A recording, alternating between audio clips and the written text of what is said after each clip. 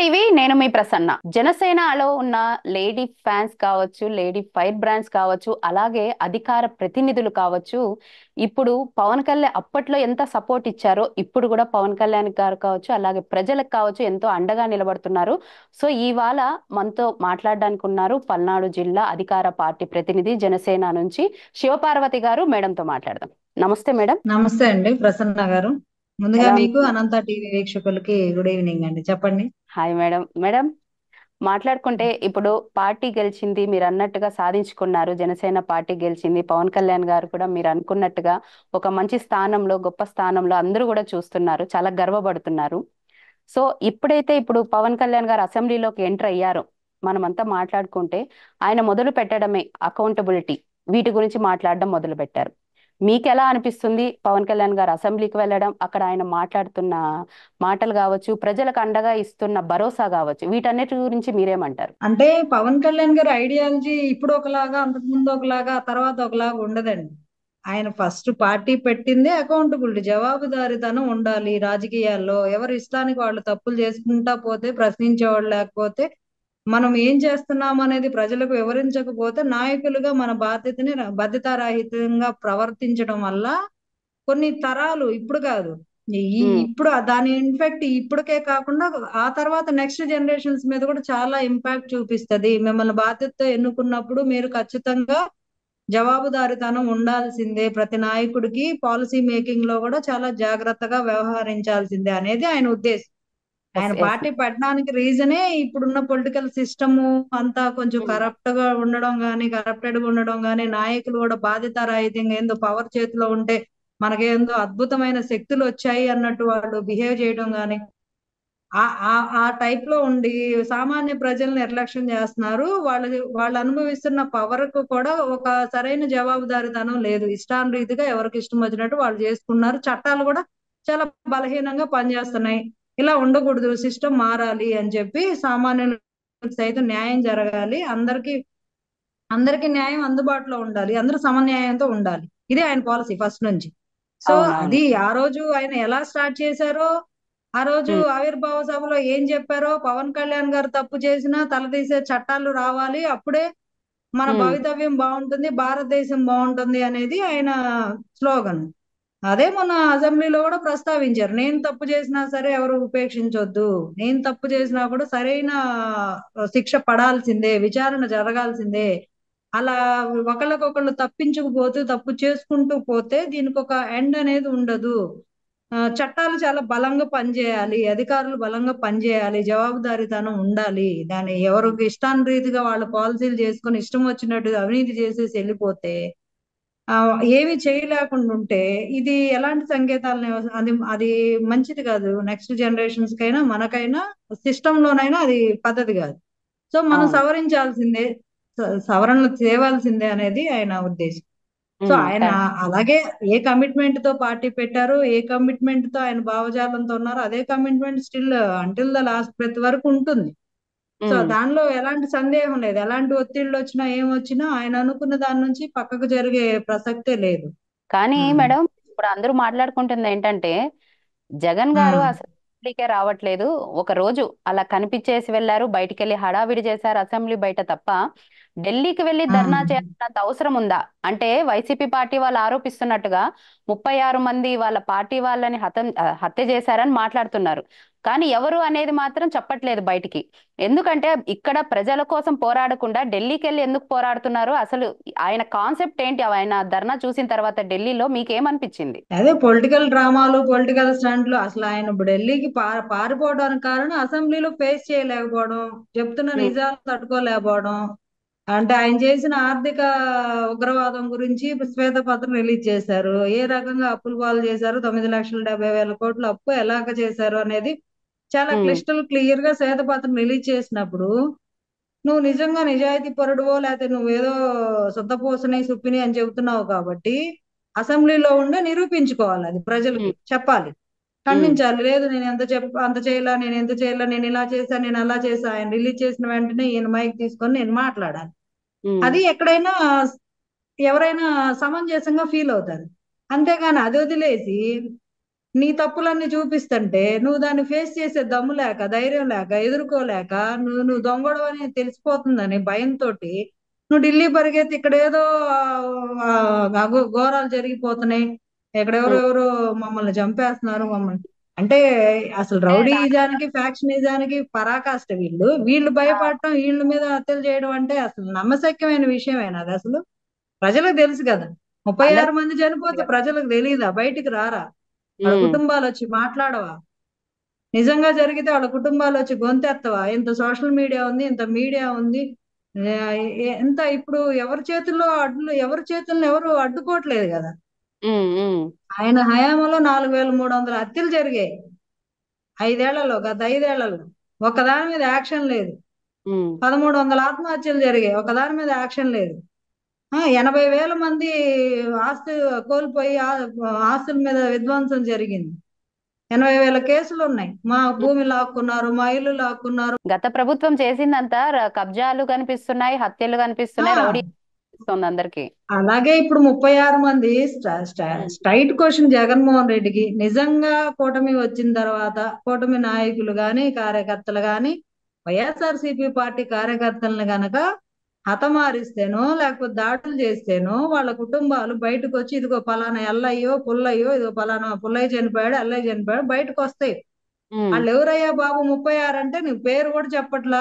ఎక్కడెక్కడయో వేరే రాష్ట్రాల్లో జరిగిన ఎత్తుల ఫోటోలు తీసుకొచ్చి దాన్ని మార్పింగ్లు చేసి ఫోటోలు అంటించేసి ఢిల్లీ నడుబొడ్డును కూర్చొని నువ్వేదో నల్ల బ్యాట్ చేసుకోగానే ఏదో జరిగిపోయినట్టేనా?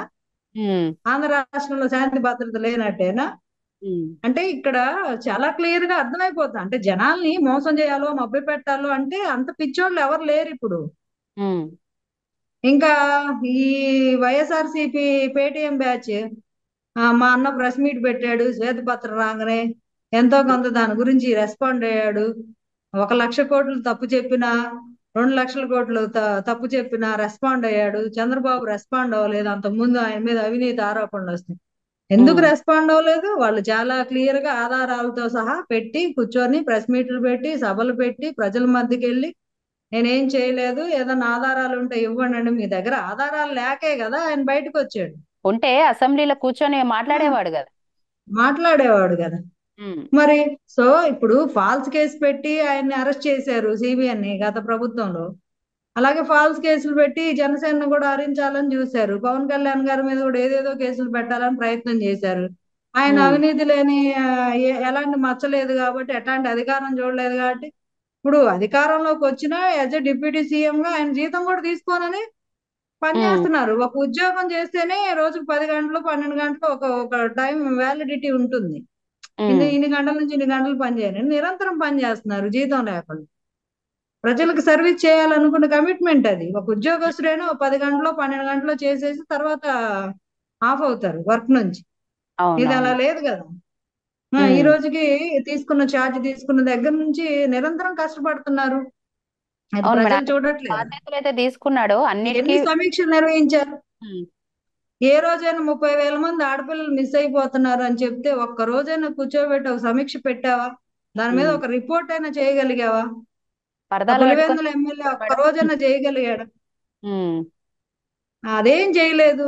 ఈ రోజు చూడండి, ముఖ్యమంత్రి గారు కానీ, ఉప ముఖ్యమంత్రి గారు కానీ, ఎమ్మెల్యేలు కానీ, మంత్రులు కానీ ప్రతినిత్యం ప్రజల్లో ఉన్నారు. ఈ రోజు 1 తారీఖు. ఉమ్. మరి ఇంతకుముందు వాలంటరీ వ్యవస్థ ఏదో అదొక అద్భుతమైన వ్యవస్థ లాగా, అలీబాబా అద్భుత దీపం లాగా, అబ్బో వాలంటీర్స్ ఇట్లా చిటికన ఇట్లా అనగానే అన్ని వెళ్ళిపోతున్నాయి అందరికి అని సంక్షేమాలు వెళ్ళి చెప్పారు. కాలికి వెళ్ళి కొడుతున్నాయి అన్నట్టు ఆ, మాట్లాడారు. వెళ్ళి అన్నారు. ఈ రోజు ఉమ్. పెన్షన్ ఇచ్చారు. ఆయన పెన్షన్ పెంచడానికి 5 ఏళ్లు తీసుకుని విడతల వారీగా 200, 250, 4 ఏళ్లు పెంచాడు. ఉమ్. ఆయన వెంటనే 1000 రూపాయలు పెంచేశారు, 4,000 చేశారు. At the one um. Same day with in 10 o'clock కల్లా 10:55 కల్లా 70%, 87% పనిచేశారు డబ్బులు. ఉమ్. ఉమ్. అందరి ఇళ్ళకి ఇంటింటికి వెళ్ళి పెన్షన్ అందిపోయింది. ఏది 10:55 నిమిషాలకి ఉమ్. మార్నింగ్. ఎలా అవ్వా వెళ్తుంది? తాతలో చిక్కటి చిరునవ్వు, తలుపు కొడతాడు, ఆ తలుపు గడేస్తాడు, వాలంటీర్ అట్ట చేస్తాడు, ఈయనేదో ఊకదంపుడు ఉపన్యాసాలు ఇచ్చారు. ఉమ్. దానికి నెలకు ఒక 1,500 కోట్లు లెక్కన 5 సంవత్సరాలకి దాదాపు ఎంత డబ్బు వేస్ట్ చేశారో మనకు కనిపిస్తానే ఉంది. ఉమ్, 7,500 కోట్లు పైచీలకు, మళ్ళీ వాళ్ళకి సభలని సన్మానాలని అయ్యని అదొక 500 కోట్లు ఖర్చు. మొత్తం 8,000 కోట్లు సర్వనాశనం చేశాడు. 9,70,000 కోట్లు అప్పులు చేశారు. ఇంకా తవ్వుతుంటే వివిధ కార్పొరేషన్స్ నుంచి ఇంకా ప్రాపర్ గా రాలా కౌంట్ కి. ఇంకా ప్రాపర్ గా కౌంట్ కి వస్తే దాదాపు అది అంచనాకు మించి ఉండొచ్చు అని, అంటే 14 లక్షల కోట్లు అనేది ఒక అంచనా వేస్తే దానికి కూడా మించే అవకాశాలు ఉన్నాయి. ఎందుకంటే ఉమ్. ఆధారాలు లేకుండా కూడా వీళ్ళు అప్పులు చేశారు. ఎక్కడెక్కడ తనఖాలు పెట్టారో కానీ తనఖా పెట్టినోడు వచ్చి నాకు అప్పున్నారు అని చెప్తే గానీ తెలియని పరిస్థితిలో రహస్యంగా జీవోలు ఉన్నాయి. ఎలాంటి ఆధారాలు లేకుండా చేశారు. అవును మేడం, అసెంబ్లీలో చంద్రబాబు నాయుడు గారు శ్వేతపత్రం ఎప్పుడైతే ఆస్తుల గురించి రిలీజ్ చేశారో, అంటే రాష్ట్రంలో ఏవి కూడా మిగల్చలేదు మేడం. అన్ని తాకట్లు ఏ- పెట్టేశారు. మరి తాకట్లు పెట్టి ఏం చేశారు అన్నది ఇప్పుడు అందరికి ప్రజల్లో మెదులుతున్న పెద్ద అదే క్వశ్చన్. కదా, అదే లెక్క అడుగుతున్నారు. ఇప్పుడు జగన్మోహన్ రెడ్డి గారు ఛార్జ్ తీసుకున్నప్పుడు అప్పు ఎంత ఉంది? 3,07,000 కోట్లు అప్పు ఉంది. తర్వాత ఆయన నవరత్నాలు, ఆ రత్నాలు ఈ రత్నాలు అని పంచాడు, ఓ 2 లక్షల కోట్లు పంచాడు. ఆ రెండు కలుపుకుంటే 5 లక్షల కోట్లు. అసలు 9,07,000 కోట్లు ఏమైంది? ఇది కాక మద్యం అమ్మిన డబ్బు దాదాపు 35,000 కోట్లు అడ్రస్ లేవు. అది దానికి లెక్క పత్రం లేదు. ఇసుక దారుణంగా దోచేసుకున్నారు. అంతా సిండికేట్ అయ్యి అంతా చేశారు. సరే, ఆ ఇసుక తీసేసేయండి. మధ్య 35,000 కోట్లు లెక్కలేదా? కరెంట్ 8 సార్లు పెంచారు, కరెంట్ ఛార్జెస్ ప్రజల మీద భారం వేశారు. మరి ఈ మందు రేట్లు పెంచడం కానీ, కరెంట్ ఛార్జెస్ కానీ, ఇవి కాకుండా ట్యాక్స్ వసూళ్లు కానీ, ఇంటి పన్నులు కానీ, చెత్త పన్నులు కానీ, ఆ పన్ను ఈ పన్ను, ఉన్న పన్ను లేని పన్ను, అన్ని పన్నులు వేసి జనాల పళ్ళు ఓడగొట్టారు. మన భారతదేశాన్ని బ్రిటిష్ వాళ్ళు పాలించినప్పుడు కూడా ఇన్ని పనులు వేసిండరేమో బహుశా. అదే, వాళ్ళు కూడా ఇన్ని ట్యాక్స్లు వేయలేదు. మన ఉమ్, జగన్మోహన్ రెడ్డి గారు స్పెషల్ స్పెషల్ ట్యాక్స్లు వేసి వేసి ట్యాక్స్ మీద ట్యాక్స్, ట్యాక్స్ మీద ట్యాక్స్ వేసి మరి అది ఆ రెవెన్యూ ఏమైంది? సంవత్సరానికి 1,00,000 కోట్లు నీచంగా వేసుకున్నా 5 సంవత్సరాలకు 5 లక్షల కోట్లు. 5 లక్షలు, 5 లక్షల కోట్లు ఇది ఒక 2 లక్షల కోట్లు అనుకోండి. ఇక ఉమ్. మిగతా డబ్బు ఏమైపోయింది? ఏమైపోయిందో కూడా అర్థం కావట్లేదు. అంటే ఇప్పుడు మనకి ప్రతి జిల్లాలో, ఏపీలో ప్రతి జిల్లాలో ప్యాలెస్లు కనిపిస్తున్నాయి కదా, పార్టీ ఆ ప్యాలెస్లు. సరే, ప్యాలెస్ ఇప్పుడు ఇప్పుడు జీతభత్యాలు, ఆ, అవసరాలు అన్నిటి లెక్కలు వేసుకున్నా కూడా అన్ని పోగా, నవరత్నాలు కూడా పోగా ఇంకా 5 లక్షల కోట్లు డిఫరెన్స్ కనబడుతుంది. ఉమ్, ఇంకా 5 లక్షల కోట్లు డిఫరెన్స్ కనబడుతుందంటే అదేమన్నా చిన్న ఉగ్రవాదం, మామూలు ఆర్థిక ఉగ్రవాదం కాదు అది. ఒక్కొక్కరు నెత్తిన లక్షలాది రూపాయలు అప్పేసి వెళ్ళారు. 5 కోట్ల మంది నెత్తిన, ఒక్కొక్కళ్ళ నెత్తిన దాదాపు 1,00,000 రూపాయలు అప్పు పెట్టి వెళ్ళారు. ఇప్పుడు ఆ పుట్టబోయే బిడ్డ మీద కూడా పన్ను ఉన్నట్టే, ట్యాక్స్ ఉన్నట్టే, ఆ, అప్పు పన్ను ఉన్నట్టే, ట్యాక్స్ ఉన్నట్టే, అప్పు ఉన్నట్టే. ఉమ్, ఇదంతా రికవరీ ఎట్లా అవ్వాలి? ఈ రికవరీ ఉమ్, నుంచి ఈ అప్పులన్నీ తీర్చుకుంటూ మళ్ళీ రాజధాని కట్టుకొని, రోడ్లు వేసుకొని, కనెక్టివిటీ పెంచుకొని, పరిశ్రమలు తెచ్చుకొని, యువతకి ఉపాధి కల్పించుకొని ఒక ఉమ్, రాష్ట్రాన్ని ఒక గాడిలో పెట్టాలి అంటే సమర్థవంతంగా ముగ్గురు నాయకులు కలిసి 3 పూట్ల పనిచేస్తుంటే కూడా కదలటం లేదు ఇప్పుడు వరకు. ఒక ఈ అన్ని డిపార్ట్మెంట్స్ శ్వేతపత్రాలు రిలీజ్ చేయడానికి ఆల్మోస్ట్ 45 నుంచి 50 డేస్ పట్టింది. అంటే ఇంకా తవ్వే కొద్ది వస్తుంది. ఇది ఇన్వెస్టిగేషన్ చేయడానికి ఈజీగా నిలబట్టేలా ఉంది. ఉమ్. అదే అంటే 5 ఏళ్ళు ఓటాన్ బడ్జెట్ అంటారు, ఫుల్ బడ్జెట్ పెట్టలేకపోయారు, అది చేయలేకపోయారు. ఇది ఇవన్నీ పిచ్చి మాటలని. వాళ్ళు ఎంత చేశారు, ఎంత అనర్థం చేశారు, 5 ఏళ్లు కూర్చొని ఎంత చెక్కభజన చేశారు? అసలు ఏ ఉమ్, ఒక్క మంత్రి అయినా పని చేశాడా? ఒక ఎమ్మెల్యే ప్రజల ముందుకు వెళ్ళాడా? మొన్న వరదలు వస్తున్నాయంటే ఎమ్మెల్యేలు ఎలా వెళ్ళి పని చేశారు? మనకి ఉమ్, ఫ్లడ్స్ వచ్చినప్పుడు వెళ్ళి ప్రజల్లో ఉన్నారు, నిత్యం ప్రతినిత్యం వాళ్ళకి అందుబాటులో ఉన్నారు, ఏం కావాలో చూశారు, వెంటనే సహాయక చర్యలు చేశారు. ఏదైనా పనితనం అలా ఉండాలి. ఇప్పుడు ప్రతి ఎమ్మెల్యే పార్టీ ఆఫీసులో అందుబాటులో ఉంటున్నారు, అర్జీలు తీసుకున్నారు. మా జనసేన పార్టీ నుంచి మేము జనవాణి కార్యక్రమం ద్వారా రోజు వందల ఇంత గోతాలు వస్తున్నాయి అర్జీలు.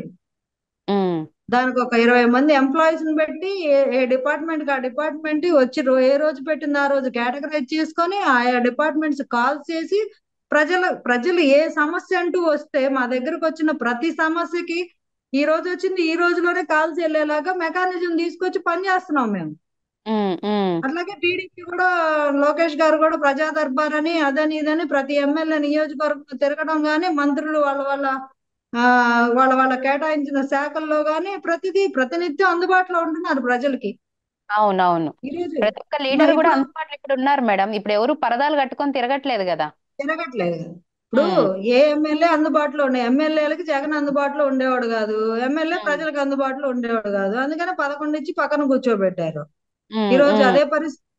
అప్పుడు అలాంటి వాళ్ళు వచ్చి మా మెడికల్ కాలేజీలు ఏమవుతాయో మేము తీసుకొచ్చాం అంటే 17 మెడికల్ కాలేజీలు పేపర్ల మీద తెచ్చారు వాళ్ళు. ఉమ్, దాదాపు 1,30,000 కోట్లు పేపర్ల మీద తీసుకొచ్చారు పెట్టుబడులు. అన్ని ఉమ్, పేపర్ల మీదే ఉన్నాయి, అన్ని సూట్ కేస్ కంపెనీలు అన్ని అలాంటివే. సో ఉమ్, ఇవన్నీ కూర్చొని ప్రెస్ మీట్లు పెట్టి ఏదేదో, అసలు వచ్చింది 50 రోజులు కూడా అవట్లేదు. ఏదో అప్పుడు ఏదో జరిగిపోయింది, ఏదో అవును. జరిగిపోయింది, అది ఇవ్వట్లేదు ఇది ఇవ్వట్లేదు, ఆ పథకం ఇవ్వట్లేదు ఈ పథకం ఇవ్వట్లేదు, అది చేయట్లేదు ఇది చేయట్లేదు. ఈ అసలు రోజు ఇక్కడ చిల్లి మాట్లాడుతున్నారు కదా కావాలి. మేడం ఇది. ఆ ఏమంటారు, పథకం ఇంకా అమ్మఒడి ఇవ్వట్లేదు, ఇంకా ఎప్పుడు మొదలు పెడతారు అని మాట్లాడుతున్నారు. వాళ్ళ ప్రభుత్వం అదే వచ్చినప్పుడు మొదలు పెట్టింది, 9 నెలల తర్వాత మొదలు పెట్టారు వాళ్ళు కూడా అమ్మఒడి ఇవ్వడం. ఇప్పుడు అదే కదా. హడావిడి ఇప్పుడు చేస్తున్నారు. 9 నెలలు వాళ్ళ గవర్నమెంట్ వచ్చిన తర్వాత 9 నెలలకి అమ్మఒడ బొమ్మఒడ అన్నారు. ఒక ఉమ్, సంవత్సరం వేశారు, ఒక సంవత్సరం డొమ్మా, ఒక సంవత్సరం వేస్తారు, ఇంకో సంవత్సరం డొమ్మా. మొత్తం వాళ్ళు ఇచ్చింది అమ్మఒడి మూడు సార్లు. ఆ 3 సార్లు కూడా విడతల వారికి, మూడోసారి అయితే అప్పుడు 10,000, అప్పుడు అట్లా విడతల వారికి వేశారు. ఉమ్, మిగతా 2 సంవత్సరాలు డొమ్మా కొట్టారు కదా. ఎస్ ఎస్ ఈ మేడం. ఈ అమ్మఒడి వేసినందుకు ఫీజు రియంబర్స్మెంట్ ఇవ్వాల. అవును. లక్షలాది మంది పిల్లలు సర్టిఫికెట్లు వాళ్ళ కాలేజెస్ లో ఆగిపోయి ఫీజులు కట్టక, ఈ వేసిన ఎగ్జామ్స్ కూడా అమ్మఒడి నాన్న ఇవ్వలేదు. బుడ్డికి పోయి, ఈ వేసిన ఉమ్, అమ్మఒడి నాన్న బుడ్డికి పోయి, పాపం వాళ్ళ ఆస్తులు అమ్ముకొని ఆ, చివరికి సర్టిఫికేట్స్ తెచ్చుకోవాల్సిన పరిస్థితి. ఎస్. పిల్లలందరూ సర్టిఫికెట్స్ లాగా అయిపోయినా, ఎగ్జామ్స్ అయిపోయినా, చదువు ఉమ్, అయిపోయినా జాబ్స్ కి వెళ్ళి సర్టిఫికెట్స్ లాగా జాబ్స్ కి వెళ్ళే ఇది లేక పక్క రాష్ట్రాల కన్నా పోదామన్న సర్టిఫికెట్స్ యూనివర్సిటీలో ఉండిపోయి అవి తెచ్చుకోవడానికి డబ్బులు లేక నానా అవస్థలు పడి ఉన్న స్థలము పొలము అమ్ముకొని పిల్లలు ఉమ్, సర్టిఫికెట్స్ తెచ్చుకున్నారు. అంత అంత ఉక్కిష్టం పెట్టిపోయారు ప్రతి ఒక్కళ్ళు. విద్యార్థి కంటనీరు పెట్టాడు కాబట్టి ఓటు రూపంలో గట్టిగా లాగి పెట్టి కొట్టారు. సో ప్రచారంలో కూడా జై అమ్మఒడి, జగన్ అరవలేదని అరెస్ట్ కూడా చేయించారు కదా మేడం కొంతమంది ఇంజనీరింగ్ అదే స్టూడెంట్స్. అదే అవును. అసలు స్టూడెంట్స్ ఏంటి, రైతులేంటి, రకరకాలుగా అవస్థలు పడిన వాళ్ళు పడని వాళ్ళు అందరూ ప్రతి ఒక్క సామాన్యుని అడ్డు విడిచారు. ఎవరు ప్రశాంతంగా లేరు కాబట్టి ఆ మ్యాండేట్ వచ్చింది. అది వాళ్ళు అర్థం చేసుకోకుండా వచ్చి మళ్ళీ కూటమి అది చేయలా ఇది చేయలా మేము అలా చేసాం అంటే, నీ పరిపాలన బాగుంటే నీకే ఓటేసేవాళ్ళు కదా. మేము అది చేసాం ఇది చేసాం అని మళ్ళీ నీ డబ్బు కొట్టుకుంటున్నాం అంటే ఏంటి అర్థం? ఆల్రెడీ చీకొట్టి నీ విధానం బాగాలేదని చీకొట్టారు. ఇప్పుడు మళ్ళీ ప్రెస్ మీట్లు పెట్టి మేము అది చేసాం ఇది చేసాం మీరు చేయలేదంటే, నువ్వు చేసిన విధ్వంసం ఒక నాటిదా ఒక ఏటిదా? అవును మేడం. అంతంత ఇప్పుడు విధ్వంసం చేసి పెట్టి అన్ని అప్పులు చేసి పెట్టి దాన్ని రికవరీ చేయడానికి కూడా వీలు లేకుండా అంత డ్యామేజ్ చేసి కంప్లీట్ గా ఉమ్, లక్షలాది కోట్ల రూపాయలు అంటే ఏంటి? ఉమ్, ఏమన్నా చిన్న రాష్ట్రానికి విషయమా? రాష్ట్రము ఎంత అప్పుల్లో ఉండిపోయిందో ప్రతి, అంటే రాష్ట్రానికి సంబంధించిన ప్రతి వాళ్ళు కూడా ఆలోచిస్తున్నారు మేడం. పౌరుడు కూడా ఏంటి ఇన్ని అప్పులా అని ఆలోచించాలి. క్వశ్చన్ మార్క్ లో పడిపోయి భయపడుతున్నారు, ముందు ముందు భవిష్యత్తు ఎలా ఉంటుందని. కానీ మొన్న ఇప్పుడు పార్లమెంట్ లో ప్రవేశపెట్టిన బడ్జెట్ వల్ల కొంచెం ఊరట లభించింది అనుకోవచ్చా మేడం ఏపీకి? ఎందుకంటే ఫస్ట్ లో ఖచ్చితంగా అండి. మంచి క్వశ్చన్ అడిగారు. వచ్చిన ఈ 50 రోజుల్లోనే మనం సాధించిన ఘనత ఏంటంటే, మనకు ఉమ్, అప్పే పుట్టని పరిస్థితిలో 15,000 కోట్ల రూపాయలు క్యాపిటల్ రీకన్స్ట్రక్షన్ తెచ్చుకోగలిగాం గ్రాంట్. అలాగే అవును. 2 ORR మన క్యాపిటల్ కి పెద్ద పెద్ద ORRs 2 శాంక్షన్ చేయించుకోగలిగాం. దాదాపు 25,000 కోట్ల రూపాయలు విలువైన ప్రాజెక్ట్స్ 2 ఉమ్, రోడ్ల విస్తరణ. ఉమ్, అలాగే రైల్వే జోన్స్ 6,000 కోట్లు పెట్టి railway zone, 6 line zone, two um, line zone. అలాగే మనకి 6 లైన్స్ ఓఆర్ఆర్స్ 2.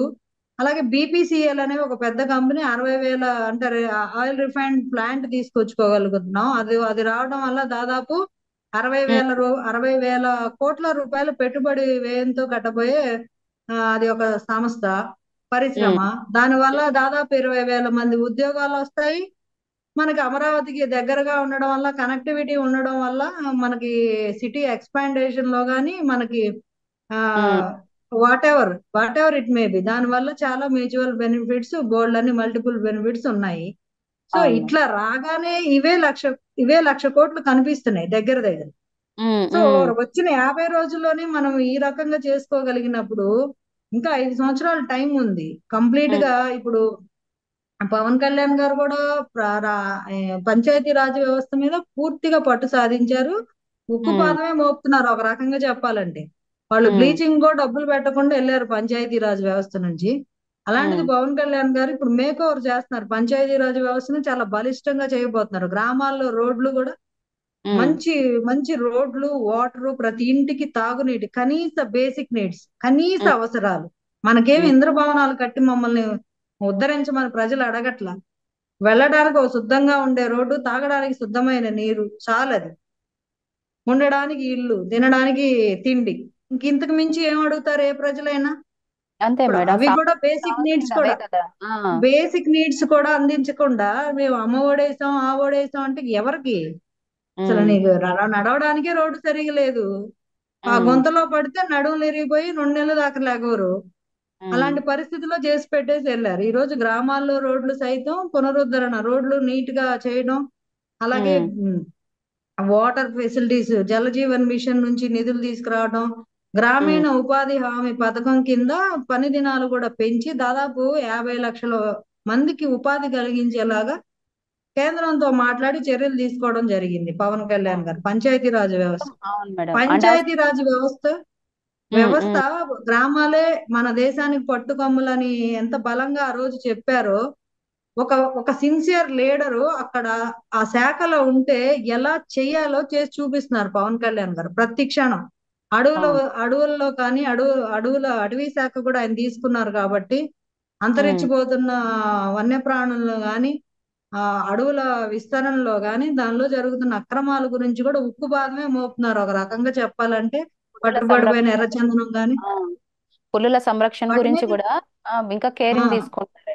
ఉమ్, తీసుకుంటున్నారు. అలాగే వ్యర్థాలు, గోల్డ్, గార్బేజ్ టు గోల్డ్ అని చెప్పి ఉమ్, వ్యర్థాల నుంచి రీసైక్లింగ్ చేసి ప్రోడక్ట్స్ ని తయారు చేయడం, కుటీర పరిశ్రమల్ని ఎంకరేజ్ చేయడం, ఉమ్, వ్యర్థాలను కూడా వాటిలో నుంచి కూడా మనము ఎలా చేయాలి, ఇలాంటివన్నీ వినూత్నమైన విషయాలు అన్ని తీసుకొస్తున్నారు. ఉమ్, యువతకి ఉపాధి అవకాశాలు కలుగుతాయి.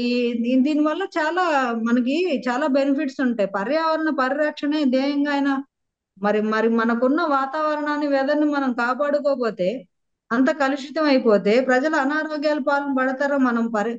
మనం ఆరోగ్యంగా ఉంటాయి కదా, ఆరోగ్యమే మహాభాగ్యం అన్నారు. అలా ఆరోగ్యంగా ఉండాలంటే ఆరోగ్యకరమైన వాతావరణం ఉండాలి కదా.